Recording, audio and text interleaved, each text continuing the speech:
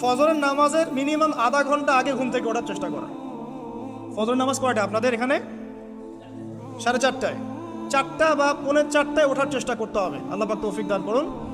ওযু ইস্তেঞ্জা করার পরে মিনিমাম 2 থেকে 4 রাকাত নফল নামাজ পড়বে। মিনিমাম 2 থেকে 4 রাকাত নফল নামাজ পড়বে। আমরা জানি যে আমরা নবী সাল্লাল্লাহু আলাইহি ওয়াসাল্লামের মতো তাহাজ্জুদ পড়তে পারবো না।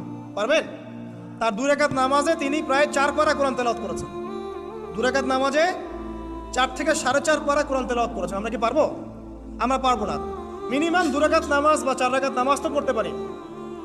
এবং ওই সময়টা হচ্ছে দোয়া কবুলের সময়। আল্লাহ পাক প্রথম আসমানে নেমে আসেন। আল্লাহ পাক কীভাবে নেমে আসেন এটা আল্লাহ পাকের ব্যাপার, এটা নিয়ে আমাদের মাথা ব্যথা ঘামানোর দরকার নাই। আল্লাহ নেমে এসে আহ্বান করতে থাকেন, কারো কি কোনো চাওয়া আছে আমার কাছে? আমি সেই চাওয়া পূরণ করে দিব। কেউ কি অসুস্থ আছো? আমাকে ডাকলে আমি শেফা দিয়ে দিব। কেউ কি আমার কাছে ক্ষমা চাইবে? আমি ক্ষমা করে দেব।